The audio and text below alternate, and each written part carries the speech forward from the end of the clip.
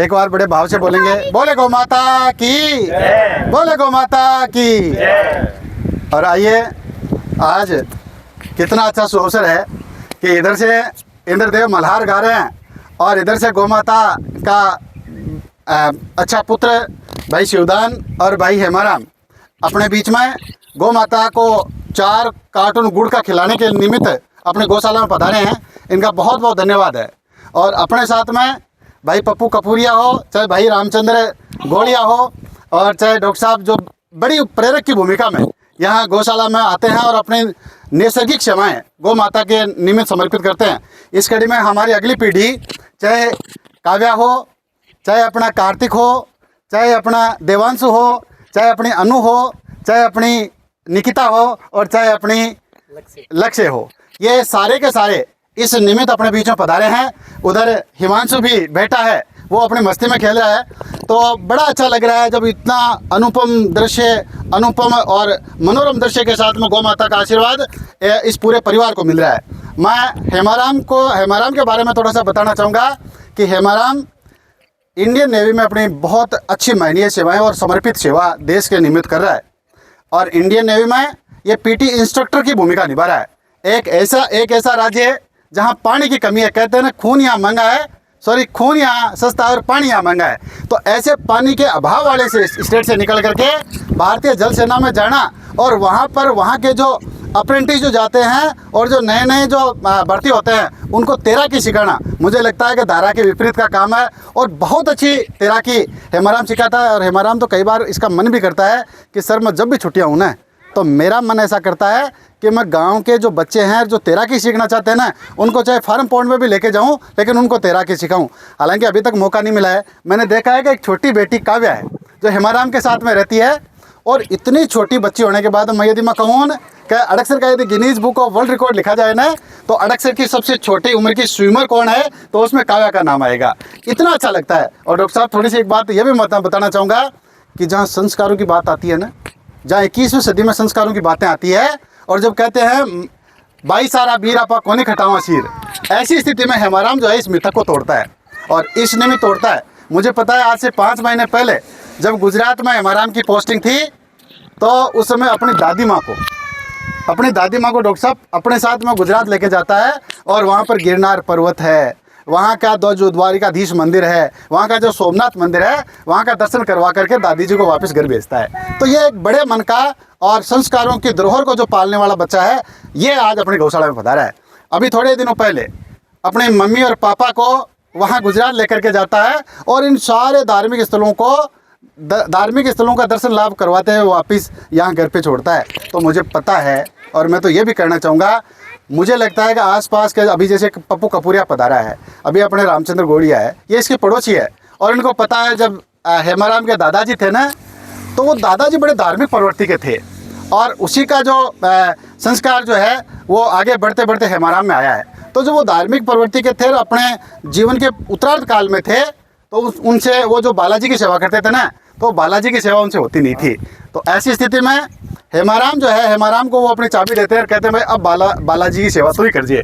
और बालाजी की सेवा जो है वो हेमाराम करता हुआ इंडियन नेवी में जाता है। आज बड़ी खुशी होती है जब वो गौ माता के इस पावन प्रांगण में गौ माता का आशीर्वाद लेने के निमित्त यहाँ कार्टून गुड़ का लेकर के आ रहा है।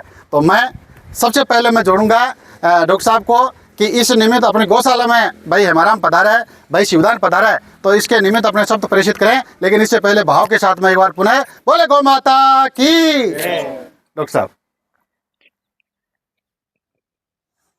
गौशाला में पधारने के लिए सभी का बहुत बहुत हार्दिक अभिनंदन। आप सभी की भावनाओं से ही आज ये गौशाला इस मुकाम पर पहुंची है। मैं सभी ग्रामवासियों को, गौशाला से जुड़े हुए सभी गौ भक्तों को ये गौ माता का आशीर्वाद पहुंचाना चाहता हूं कि आप लोगों के सहयोग से ही आज ये गौशाला इस मुकाम तक पहुंचने में सफल हुई है। और भाई हेमाराम जो है, उसकी ये धार्मिक भावना जो गौ माता के प्रति है वो देखने काबिल है। इसने बहुत ही अनूठा कार्य किया है और अपने गौ माता की सेवा की है। इसके लिए इन दोनों भाइयों को, शिवदान को और हेमाराम को बहुत बहुत साधुवाद। इनका परिवार धार्मिक प्रवृत्ति से जुड़ा हुआ है और ये धार्मिक कार्यों में लगे रहते हैं, इनके लिए बहुत बहुत साधुवाद। इन्हीं सब मंगल कामनाओं सहित बोले गौ माता की जय हो। थैंक यू डॉक्टर साहब। और आपके तो एक एक शब्द मुझे लगता है कि गौ माता के आशीर्वाद से और गौ माता के आशीर्वाद से जो है वो आत्मा से निकलते हैं। मुझे लगता है कि आपके शब्द बहुत महंगे हैं।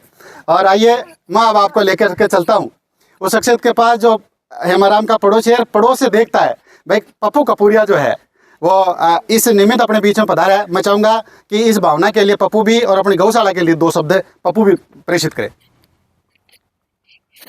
अक्सर गौशाला को देख के बहुत खुशी होती है। इतनी बड़ी कम समय में इतनी मतलब जिसने प्रोग्रेस की है इस गौशाला ने, सभी ग्रामवासियों ने इसका बहुत बड़ा सहयोग किया है इसमें। और हेमाराम जो बचपन से हमारे साथ में पढ़ा है, खेलने में बहुत रुचि थी इसकी, पढ़ाई में भी बहुत रुचि थी और हर एक मतलब कार्य में इनकी रुचि बहुत अच्छी थी और आज ये सफल है, इस मुकाम पे है। इसके लिए इसको बहुत बहुत धन्यवाद। और सोहन जी ने बताया कि परिवार को, अपनी माता पिता को, दादी को जो इन्होंने घुमाया है वो एक बहुत अच्छा संदेश है, मतलब युवा पीढ़ी के लिए कि अपने परिवार के लिए ये ऐसा सभी करें और अपने माता पिताओं को अपने साथ में रखें। ऐसा नहीं कि अपने सक्सेस होने के बाद भी अपने माता पिताओं को भूल जाएं, उनका साथ न दें।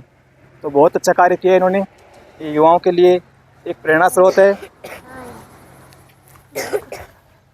मैं सहपाठी रहा हूँ पप्पू के शब्द और दोस्त मुझे लगता है कि बहुत अच्छे से जानता है, बारीकी से हर चीज़ को जानता है।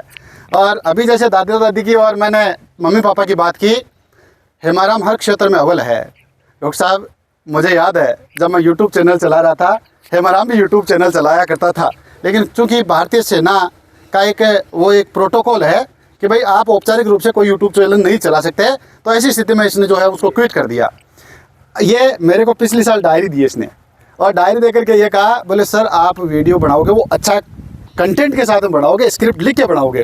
तो एक लाइन कहीं ना कहीं इंग्लिश की आती है कि meet them where they are, मतलब आप कम से कम समझो तो सही कि लोग जो सुनेंगे, लोग जो देखेंगे वो क्या देखना चाहते हैं, इसके लिए डायरी थी। अब वो डायरी को जब 12 महीने हो गए तो इस बार फिर इसने मेरे को बताया कि सर मैं आपके लिए गिफ्ट लेके आया हूँ। तो मैंने सोचा फौजी आदमी है, अब पता नहीं किस प्रकार का गिफ्ट होगा। मैं जब गया तो एक अच्छी सी बहुत गजब के तरीके की डायरी फिर से दी है। बोले सर आप कंटेंट लिख रहे हो ना, तो मैं तो वो मोहम्मद तुगलक वाली बात है, योजना बनाता हूँ ढह जाती है, योजना बनाता हूँ ढह जाती है। लेकिन फिर इसने कहा कि आप सर कंटेंट बनाएं, स्क्रिप्ट लिखें और उसके बाद में वीडियो बनाएं। तो मुझे जहाँ तक लगता है ना कि ये हर आदमी को वहाँ बारीकी से देखता है और बाद में अपनी चीज़ें अपने पास भेजता है।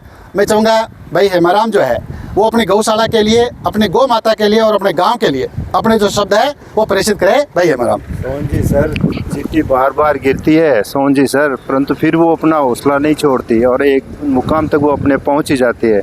तो मैं भी ये चाहता हूं कि आप अपने मुकाम पर पूरी तरह हासिल हो। मैं सबसे पहले तो सोहन जी सर का बहुत बहुत धन्यवाद देता हूँ, साथ में डॉक्टर साहब का भी बहुत बहुत धन्यवाद देता हूँ जो हमारे साथ में आए और थोड़ा 2 पल हमारे साथ में बिताए इन्होंने। यहाँ पे गाय की सेवा करके हमें बहुत खुशी मिल रही है। ये गुड़ खिलाना तो एक छोटी सी बात होती है, मन में अपने लिए भावनाएं रहनी चाहिए गाय के प्रति या किसी भी जीव के प्रति अपने मन में भावनाएं होनी चाहिए। चाहे वो हम पक्षी को पानी पिला के कर रहे हैं, गाय को गुड़ खिला के कर रहे हैं, किसी प्रकार से दूसरे जीव के प्रति अपनी भावनाएं प्रेषित करना ही एक मनुष्य का कर्तव्य है, वही हम निभा रहे हैं। मैंने देखा है कि देखो एक बड़े बरगद के पेड़ में कई बरसातों का पानी होता है। अभी अलग अलग भूमिकाओं में आप सब है। आप डॉक्टर साहब को देखिए, मैं जो भी अड़कसर का जो बाशिंदा है, जो गो भक्त है, उसके लिए बहुत गर्व की बात बता रहा हूँ कि रिटायरमेंट के बाद में रोज़ सुबह गौ माता के लिए रोटी लेके आना और रोटी लाने के बाद में पौधों में पानी डालना, पूरे खेत का भ्रमण करना, पूरी गौ माता को देखना और उसके बाद में जब कभी भी मौका मिलता है और जहाँ कहीं भी सेवा की जरूरत होती है वहाँ आगे रहते हैं, गाँव वालों को प्रेरित करते हैं। मुझे लगता है कि निश्चित ही इनसे प्रेरणा लें, भाई हेमाराम और शिवदान से प्रेरणा लें। शिवदान यहाँ अच्छी अपनी बीसी चलाता है और ई-मित्र के माध्यम से गांव की बहुत अच्छी सेवाएं कर रहा है। मैं चाहूँगा भाई शिवदान भी इस गौ माता के निमित्त और गौशाला के निमित्त और अपने आज जो गुड़ खिलाने का जो प्रयोजन था उस निमित्त अपने शब्द प्रेषित करें। भाई शिवदान। सभी गौ भक्तों को मेरा राम राम। मैं सभी से यही निवेदन करूंगा कि गौशाला के प्रति आप भी अपनी रुचि बनाए। सभी जो ये गौशाला का जो प्रोग्राम होता है या मीटिंग होती है उसमें आए और अपना जितना भी सहयोग हो सकता है इन गायों के लिए करे। ये अपनी संस्कृति है और इस संस्कृति में गाय का नाम पहले आता है। हमें गाय की सेवा करनी चाहिए और गाय के प्रति आदर रखना चाहिए। सभी से मैं यही निवेदन करूंगा कि सभी यहाँ पर विजिट करें और जैसा भी हो सके प्रयत्न करें कि अपनी गाय की अच्छी सेवा हो सके। धन्यवाद। Thank you. और वीडियो बड़ा लंबा बन रहा है, मेरे बहुत सारे उद्गार जो है अंदर से बाहर निकलने की कोशिश करें, लेकिन मैं उसको रोकूंगा और वीडियो को यही कंक्लूड करूंगा। आपको यदि वीडियो अच्छा लगे, हम सबको यदि अच्छा लगे, तो इसके लिए लाइक कर दें। एक बार पुनः भाव के साथ बोले बोले गौ माता की जय। धन्यवाद।